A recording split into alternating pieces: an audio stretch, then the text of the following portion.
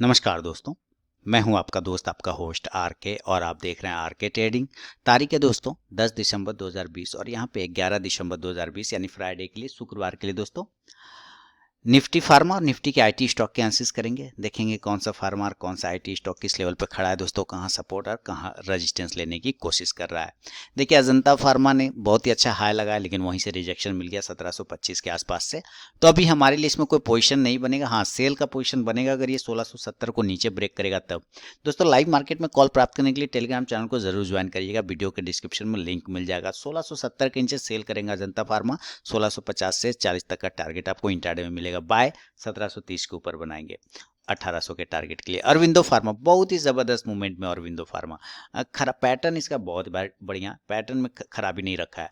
916 से 920 को ब्रेक करेगा, नोट रख लिए, नोट करिए। 916 से 920 को ब्रेक करेगा, 950 का टारगेट अरविंदो फार्मा आपको इंट्राडे में दिखा सकता है। बायोकॉन की बात करें 440 के ऊपर मैंने बाय कॉल दिया था, पोजिशनल कॉल भी दिया था। इसने 460 तक का पहला टारगेट मेरा था, वो टारगेट तो इसने कल ही 2 दिन पहले ही कर दिया था डन। लेकिन अब इसके ऊपर अगर ये निकलता है 460 के ऊपर तो 480 से 500 का टारगेट बनेगा। बायोकॉन के बाद अगर केरला हेल्थ केयर की बात करें तो केरला हेल्थ में 480 के ऊपर 485 के ऊपर पोजीशन बनाएंगे 500 के टारगेट के लिए। सिप्ला 760 के ऊपर पोजीशन दिया था और कहा था कि 760 के नीचे आएगा तभी खराब होगा, नहीं तो कोई खराबी इसमें नहीं है। 750 का इंपॉर्टेंट सब स्टॉप लॉस मेंटेन करिए, होल्ड रखिए। अगर ये अपसाइड में 770 72 फिर काटता है तो एक बार 790 तक का टारगेट 800 तक का टारगेट दिखा सकता है। डिवीज लैब देखिए धीरे धीरे ही सही लेकिन अपने इंपॉर्टेंट हाई को टेस्ट कर रहा है 3780। उसके ऊपर अगर ये निकलता है तो 3850 तक का टारगेट आपको डिवीज लैब दिखाएगा। डॉक्टर रेड्डी की बात कर लेते हैं। डॉक्टर रेड्डी देखिए दोस्तों जबरदस्त तरीके से एक मूवमेंट आ रहा है। 5000 के ऊपर मैंने बाय पोजीशन फिर से बताया था, तो जब तक 5000 के ऊपर रहेगा टेंशन की बात नहीं है। 5050 के ऊपर कल अगर फिर से ब्रेक करता है तो 5100 का टारगेट देगा। ग्लेनमार्क फार्मा होल्ड रखिए, 550 के ऊपर निकलने के बाद 575 से लेकर 600 के टारगेट दिखाएगा। लुपिन 900 के ऊपर हमेशा पॉजिटिव, 900 के ऊपर जब तक नहीं, 900 के नीचे जब तक नहीं निकलता है टेंशन नहीं लेना है। हाँ, कल अगर ये 970 972 ये सब लेवल या फिर 960 को भी अगर ब्रेक करता है 60 65 को तो एक बार ये 975 के टारगेट इंट्राडे में आपको दिखाएगा। पिरामल यानी पीएल की बात करें, इंपॉर्टेंट सपोर्ट है इसके पास 1370 रुपए का, उसके नीचे हमेशा निगेटिव हो जाएगा, उसके नीचे ये इसका मतलब है उसके ऊपर पॉजिटिव रहेगा। कल 1500 को अगर ये ब्रेक करता है, जब भी ये 1500 को ब्रेक करे 1550 के लिए बाय का कॉल में बनेगा।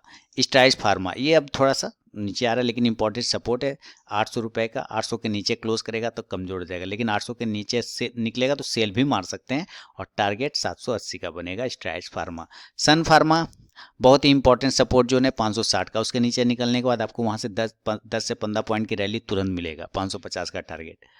टोरेंट फार्मा 2700 के ऊपर 2800 का टारगेट, लेकिन फिलहाल जा नहीं रहा है तो कोई फायदा है नहीं। वोकट की बात कर लेते हैं तो ये तो शानदार, ये तो पता नहीं क्या देखा है, जब से 300 के ऊपर मैंने बाय कॉल दिया 300 से ये 600 होने वाला है। ये स्टॉक 550 250 पॉइंट तो ऐसे मिल गए 10-15 दिन के अंदर, है ना। तो इंपॉर्टेंट सपोर्ट है 500 का, 500 के नीचे निकलने पे सेल करेंगे 480 का टारगेट बनेगा। ऊपर हम बाय करेंगे 540 के ऊपर, टारगेट 600 के आसपास का वोकट में मिल सकता है। तो दोस्तों ये था निफ्टी के फार्मा पे मेरा व्यू। अब जरा आईटी को लगाते हैं और देखेंगे कौन सा आईटी स्टॉक इसमें, जिसमें बिरला सॉफ्ट 210 का टारगेट आपको मिलना था, मिल गया। 200 के ऊपर मैंने पोजीशन पहले 190 के ऊपर बनवाया 200 का, फिर 200 के ऊपर 210 का। अब नया पोजीशन 210 के ऊपर बनेगा 220 के टारगेट के लिए, याद रखिएगा। कोफोर्ज 2600 के ऊपर निकलेगा तो 2700 का टारगेट, नहीं निकलेगा तो कोई जबरदस्ती नहीं है, इसको छोड़ देंगे। हाँ, 2450 को नीचे ब्रेक करेगा तो सेल करिए 2400 के टारगेट के लिए। एससीएल टेक्नोलॉजी शानदार तरीके से चलता चला जा रहा है। एससीएल टेक्नोलॉजी 890 के ऊपर निकलेगा तो 920 का टारगेट। इन्फोसिस 1165 के ऊपर ऑलवेज पॉजिटिव और ये अभी भी पॉजिटिव ही है, कोई टेंशन नहीं है। 1170 1175 ये सब ब्रेक करेगा तो 1200 का टारगेट देगा। जस्ट डायल कल नजर रखिए, एक बाउंस आता हुआ मिल सकता है। अगर 620 को अपसाइड में ब्रेक करेगा जस्ट डायल तो बाय का पोजीशन बनेगा 650 के टारगेट के लिए। एलटीआई 3500 के ऊपर नया पोजीशन बनेगा, अभी फिलहाल कुछ भी नहीं। माइंट्री 1450 के ऊपर क्लोजिंग नीचे कर रहा है 1437 का, तो कोई दिक्कत नहीं। 1470 के ऊपर निकलने के बाद 1500 के लिए पोजीशन बनेगा, नीचे 1400 को ब्रेक करेगा सेल करेगा 1380 के लिए।